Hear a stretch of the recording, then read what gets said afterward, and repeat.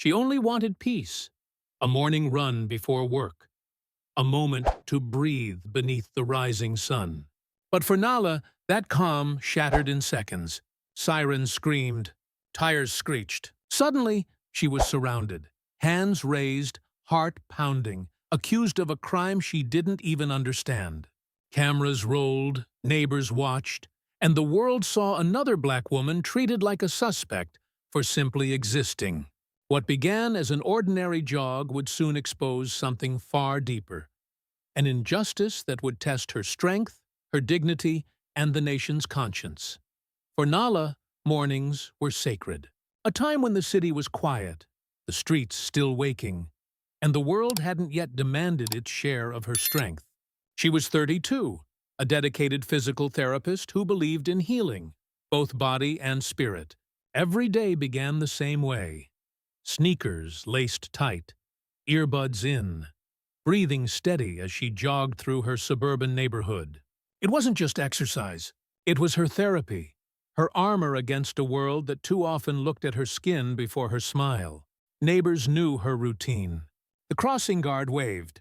The barista at the corner cafe always had her coffee ready when she passed by. Nala felt safe here, or at least she wanted to believe she was. But beneath the calm, something else was shifting. In recent weeks, the area had seen a string of break-ins. Police cruisers patrolled more often, stopping anyone who didn't look familiar.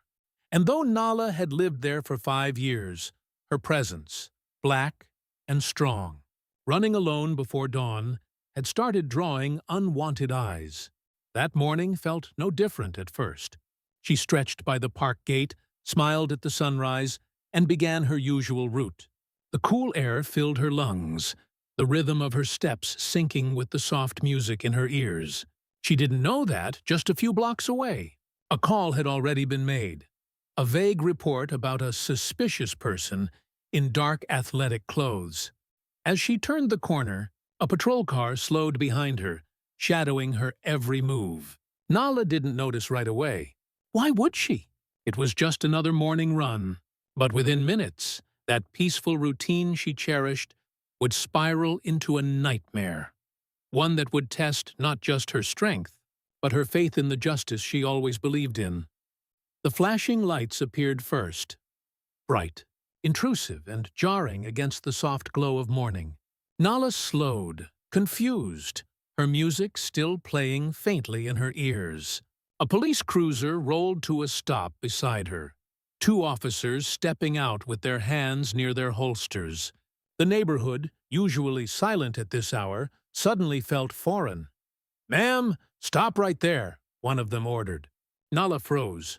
Her breath came short, every muscle tight. She hadn't done anything wrong, she knew that, but experience told her that innocence didn't always matter. One officer circled her, eyes sharp, searching for something that wasn't there. "Where are you coming from?" he demanded. She pointed toward the park, trying to keep her voice steady.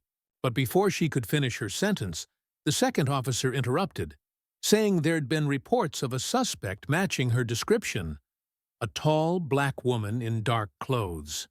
Her heart sank. The description was as vague as it was familiar. How many times had she seen those same words used to justify suspicion? She wanted to laugh at the absurdity, but the tension was suffocating.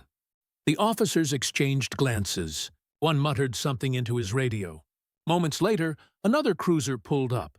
The sound of static and code numbers filled the air. Nala stood perfectly still, her pulse thundering in her ears. A small crowd began to gather. Neighbors she recognized, their faces a mix of concern and hesitation. No one spoke. No one moved closer. "Put your hands behind your back," the officer said flatly. Nala blinked, stunned. "For what?" she asked. Her voice trembled, not from guilt, but from disbelief. "Ma'am, don't resist," he snapped. Before she could process what was happening, cold metal cuffs tightened around her wrists. The humiliation hit harder than the fear. Her running clothes clung to her skin as the morning breeze turned cruel. Phones were out, recording, watching, waiting for something to happen. She wasn't Nala anymore. She was a headline waiting to be written. They sat her on the curb beside the patrol car. The pavement burned against her legs. She asked again what she'd done. This time, there was no answer, just the sound of dispatch chatter and the low hum of engines. Minutes turned into an eternity. Her heart pounded as she watched them search her gym bag, unzip her jacket, even glance at her phone screen. One officer frowned, finding nothing. The other kept writing in his notebook, avoiding her gaze. Then came the cruelest moment. A woman jogged by on the opposite side of the street. Same route, same outfit, same morning rhythm. The officers didn't even look at her. Nala realized the truth in that instant. It wasn't about matching a description. It was about who she was and what she looked like. Tears welled up, but she refused to let them fall. If they saw her cry, they'd think it was weakness. Instead, she sat up straight, her cuffed hands trembling behind her back, her jaw tight with silent defiance. When a supervisor finally arrived, he spoke quietly with the officers. Within moments, their posture changed. The cuffs came off. No apology. No explanation. Just a curt, "You're free to go."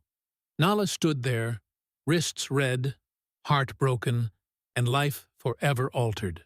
The same streets she once found peace in now felt like a battlefield. And as she walked home in silence, she knew this wasn't over. Something inside her had shifted, something that would no longer stay quiet.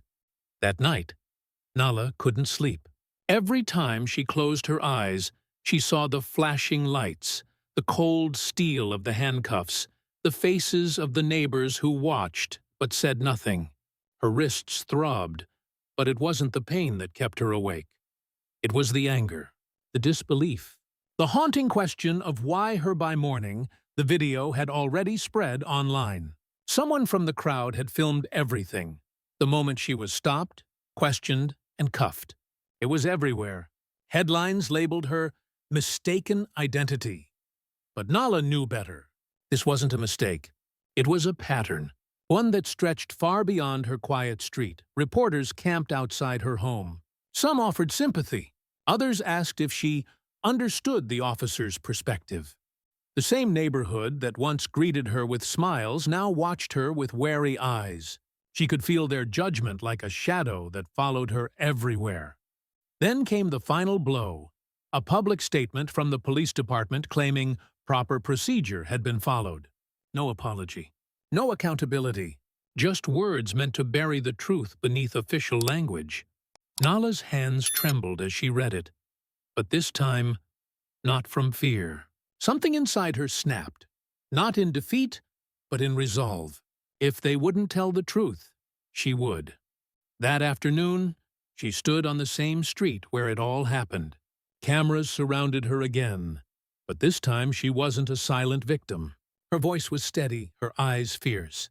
She spoke not just for herself, but for every black woman who had been questioned, cornered, or criminalized for simply existing. "This isn't about one bad morning," she said. "It's about every morning we wake up wondering if we'll make it home." Her words spread faster than the video itself. The silence that once surrounded her story cracked open, and from that fracture, something powerful began to rise. In the weeks that followed, Nala's story ignited conversations far beyond her small neighborhood. What the police had tried to dismiss as a routine stop had become a national symbol of everything wrong with the system. Her calm but powerful speech was replayed on news channels, shared across social media, and echoed in community halls where people demanded change. Civil rights advocates reached out. A local attorney offered to represent her pro bono. Together, they filed a formal complaint, then a lawsuit, against the department for unlawful detainment and emotional trauma. It wasn't about money. It was about accountability. Nala knew the path ahead would be exhausting, filled with denials, delays, and public scrutiny, but for the first time since that morning, she felt a sense of purpose. The same neighbors who once looked away now stopped her on the street to thank her for speaking up. Some apologized for their silence that day. Others admitted they'd never realized how deep the bias ran until they saw it happen to someone they knew. Change, Nala realized, often begins with discomfort, with people forced to see what they had ignored for too long. Months later, the department issued a formal apology. The officers involved were placed under review, and new community policing guidelines were introduced. It wasn't perfect, but it was a start, a crack in the wall that had stood unchallenged for decades. For Nala, the scars remained, invisible but ever-present. Yet she refused to let them define her. Instead, they became her fire, fuel for the workshops she began leading, helping young black women navigate the same world that once tried to break her. Every morning now, when she runs, she passes the spot where it all began. The fear has faded, replaced by something stronger: defiance, pride, and a quiet belief that her story mattered. Because in a world where justice often arrives too late, Nala's courage reminded millions that silence is never safety. And as her voice echoed through countless screens, one question lingered in every listener's mind. How many more Nalas will it take before justice truly runs free? Don't miss more powerful real-life stories. Hit subscribe now.